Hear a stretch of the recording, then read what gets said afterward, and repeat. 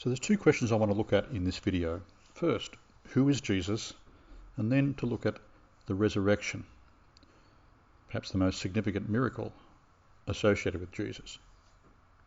So first, who is he? Is he a fraud, a fool, or is he fair dinkum? There are in fact only so many logical possibilities if we're going to be serious about the evidence. So it's a fact that the Gospels record Jesus admitting at his trial to be the Messiah, the Son of God, the King and Judge of the world, who would reign from heaven with God. We see this in all the Gospels, from those supposedly least theologically advanced to those most theologically developed. All four Gospels record this. These claims were what led to his condemnation to death as a blasphemer. He also describes himself on rare occasions as I am. We see this in Mark's Gospel in the original Greek and in John's Gospel as well. Again, the least developed Gospel is supposed to be Mark and the most theologically developed is supposed to be John. But we have this commonality. And I am, as we've talked about before in these presentations, is the basis of the Hebrew name for God.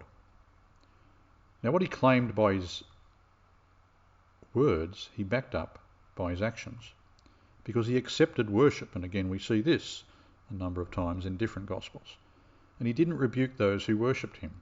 But of course, all Jews knew it was blasphemous to worship anyone but God. It's one of the greatest sins for a Jew, is to worship anyone but God.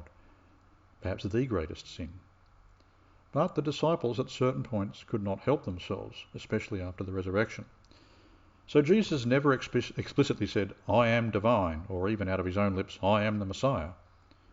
He hinted at it many times, but he didn't say it outright.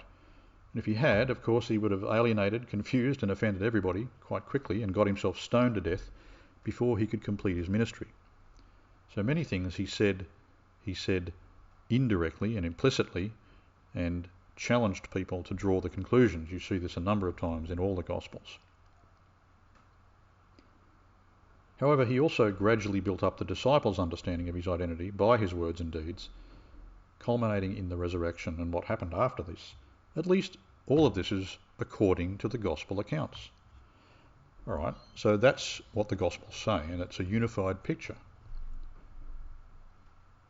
There are two possibilities regarding what the Gospels say, the testimony about Jesus and these amazing, even if implicit claims, including at his very trial. Claims that if he had denied, he would have saved his life.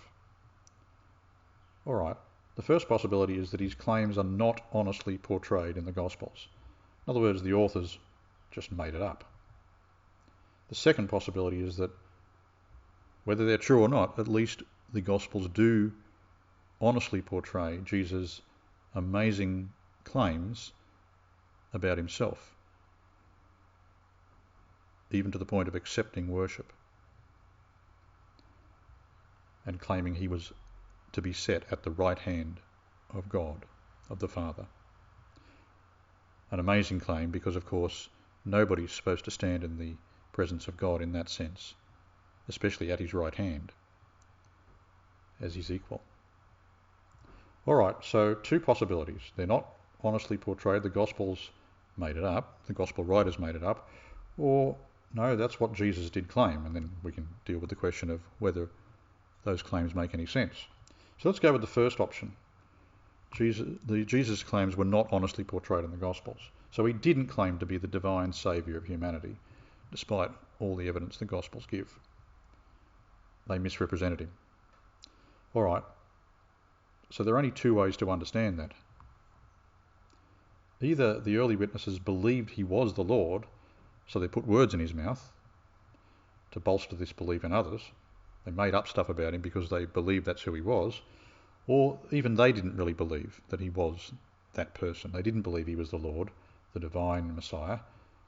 So they were pure fabrications, insincere deceptions by people who didn't believe but wanted others to believe. So they're the two possibilities. They believed he was the Lord, and so made stuff up about him to bolster this belief, or they didn't believe it themselves and made it up. All right, if you take the first option, you have to believe that the earliest disciples, remember, they were Jewish monotheists who believed worshipping anything other than God was the worst evil, So they must have been totally convinced Jesus was the Lord, but by his deeds alone. Because remember, this choice says they put words in his mouth, and he never made the claims himself. So we're saying they believed those claims. They believed that Jesus was God, but not based on any explicit claims made by Jesus, or even implicit claims. He never said these things about himself, the things that they portray. So why would they believe and worship? Why would they worship somebody when they know that worshipping anybody other than God is the greatest sin, according to their religion? Why would they do that and believe that they had to do it and then put words in his mouth? Well, they must have seen something in him that would make them think that. To make them think, contrary to their whole cultural expectation, that this guy deserved worship. So we have to irrationally and inconsistently accept divine and incredibly miraculous acts by Jesus. That's what it would take to convince them. Nothing else would convince them that he was worthy of worship as Jews, except amazing acts, if he didn't speak those words. But then we have to accept that he did these things, amazing things that convinced them that he was divine, but that he didn't speak anything that would make them think he was divine. That bit they just made up. Or we could just ignore the question of why the disciples believed such astonishing things about Jesus. Ignore the fact that the Jewish enemies of Christianity accused Jesus of practicing sorcery and enticing Israel to follow him, rather than accusing his disciples of misrepresenting him. In other words, even Jesus' enemies recognised Jesus' implicit claims. Well, that doesn't really make a lot of sense. None of that makes sense, that they believed he was God, but not because of anything he said, only because of what he did. Well, if he really was able to convince them by these amazing acts, then why wouldn't he have also spoken words that matched it? Why would they believe such astonishing things? Why do his enemies accept that he did amazing things? They accuse him of being a magician, effectively, if he didn't do amazing things. And then we have to ask the question, well, what does that mean if we accept amazing deeds but not amazing words? All right, so that doesn't really make a lot of sense, that they would believe he was the Lord based on his actions and therefore put words in his mouth, or believe for no reason whatsoever and then put words in his mouth. None of that makes sense. All right, what's the other possibility? They didn't believe he was the Lord at all. Everything was made up. They made up the deeds, they made up the words. They didn't really believe it. All right, but there's a problem with that. The earliest disciples had no motive to lie or exaggerate about Jesus that could possibly compete with their motive not to. By making those claims, they were marginalised from their community. They were often stoned or crucified or beheaded. They had the Jewish and the Roman communities both out to get them by making these claims. Each of them was, if you like, persona non grata in their own society. So they had strong motivations not to make these claims. Certainly they're not going to make them and die for those claims unless they actually believe them themselves. So clearly they did believe. All right, so we can't say really and be sensible about it that they believed Jesus was Lord, but not because of anything he said, only because of what he did, or for no reason at all, and then put words in his mouth. That doesn't make any sense. We can't say they didn't believe because they were willing to die, often horrible deaths, for that belief. So they truly believed it. Okay. So it would appear that we have to accept the fact that the gospel writers basically represented Jesus accurately, that he did make amazing claims and do amazing things to go along with those claims.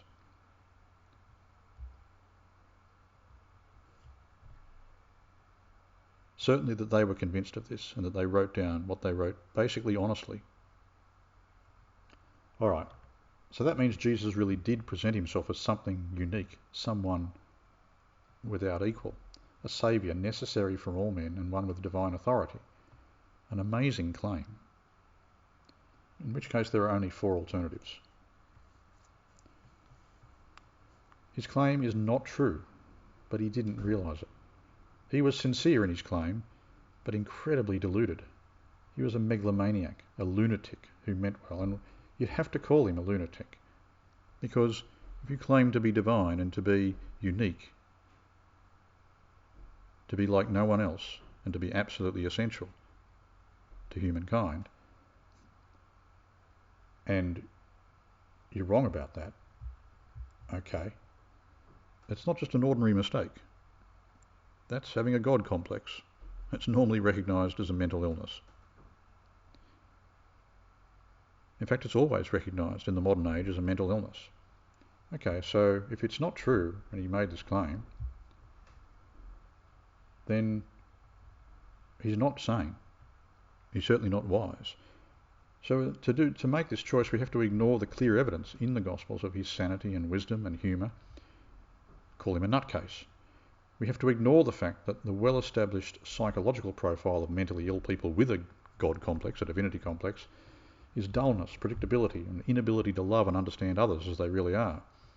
And all of this is the exact opposite of what we see in Jesus. Psychologically, it doesn't make sense. So if his claim is untrue, he was sincere, but he sincerely was very, very wrong, he's not just mistaken. As we say, he's a lunatic, but then again, that doesn't make sense. That doesn't match with what we know of him. All right. Maybe his claim is untrue and he did know. It wasn't just that he made an amazing and ridiculous mistake because he had a mental illness. We'll get rid of that possibility. That doesn't make sense. It doesn't match who he is. It doesn't match what we know of him. Well, what about this one? His claim is untrue and he did know it. Well, again, that's no ordinary wrong statement. That's a lie. We're talking about him lying about himself. He didn't just get it wrong. He knew he was getting it wrong. Now, somebody who claims to be divine and knows it's not true is evil. Somebody who claims to be absolutely necessary for all of humanity. You must follow me and my teaching. It's an essential part of salvation. The sorts of things he taught, making himself out to be central to human history. If he didn't believe it, then that is deeply evil. He's a con artist. But if you're going to make that choice, then you have to ignore the clear evidence of his sincerity and the beauty of his character, generally acknowledged even by unbelievers. You have to call him a virtual devil in the flesh. You have to believe that an insincere con man who knew he wasn't who he said he was, making these amazing claims, but kept saying it anyway. You have to accept that this insincere con man was willing to be slowly tortured and killed for the sake of a claim he didn't even believe himself. And again, that doesn't make sense. That's a foolish option. Clearly, he did believe it. He was willing to die for it, and die quite horribly. All right. So the idea that he made these claims but he didn't realise they were wrong, being basically a lunatic, that doesn't make sense. The idea that he's an evil con man doesn't make sense. Again, doesn't match the evidence. But another possibility that some have brought up is that, yeah, he did make those claims, but his original followers just misunderstood him. He really wanted us to realise we're all gods. He was more like a guru, a New Age guru. So he did make amazing statements about himself, but they were mystical and they were totally misinterpreted by his original followers. But to make that choice, you must ignore clear evidence of Jesus' Jewish background and his religious context. You must effectively call him a New Age psychobabbler who completely failed to get his most intimate associates to understand his point. You have to believe that 20th century Westerners with a partial interest in Eastern religion understand Jesus the first century Jew better than other first century Jews. Again, none of that makes sense. So what are we left with? we've established that the most reasonable possibility is that he did actually make the claims that the gospel writers said, that he didn't make them insincerely as a con man, he didn't make them with a divinity complex as a lunatic. His claim was not some sort of strange mystical claim that we're all gods. None of that makes sense.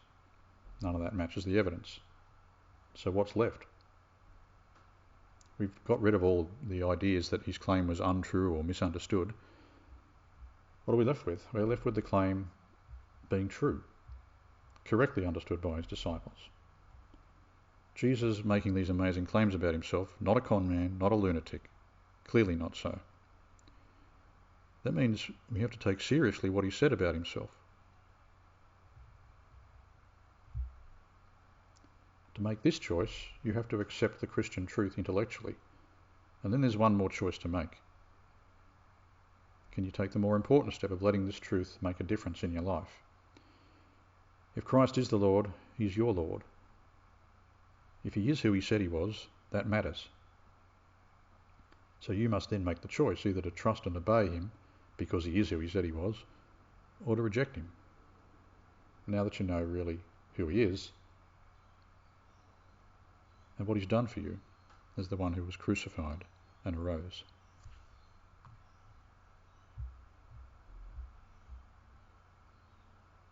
That's the challenge. Christ is risen, he is risen indeed. This is a greeting which is commonly made during the Easter season by Eastern Orthodox and other Christians. One person will say, Christ is risen, and the other will respond, he is risen indeed. But is it true? There are indeed two important questions people need to ask about the resurrection. First, given the astonishing nature of this miracle and the fact that this claim, Christ is indeed risen, is central to Christianity, is it really true? And second, what does it mean for us if it is true? The first question can be answered with a hearty yes, it is true. Not due to blind faith or wishful thinking, but due to the evidence. It's a historically undeniable fact that the disciples of Jesus and the earliest Christians all claimed that Christ died on a cross and rose from the dead. Some complain that we can't be sure of what the earliest beliefs were since the Gospels were written decades after the event, but all accept that many of St. Paul's letters were written earlier than this, and they revealed that the earliest beliefs of Jesus' friends and followers were as I stated. There is a unanimity amongst the Christian community. Jesus had arisen from the dead. In other words, there were many who said they had seen him alive again, and very soon after, many who believed those people. But why did they believe them? And why should we believe those earliest witnesses? Well, there are a number of reasons their claims were believed. The one that echoes down through history like a resounding trumpet is this: the men who publicly made these claims were willing to undergo persecution, even torture and execution, for the sake of those claims. Now, if they'd been making it up, then admitting this would have actually saved them much suffering and their lives. If they'd been making it up, then their boldness and joy after Jesus' execution is psychologically inexplicable. Human beings do not live in such a positive way and are not able to accept horrific pain for extended periods of times for the sake of something they do not really believe themselves.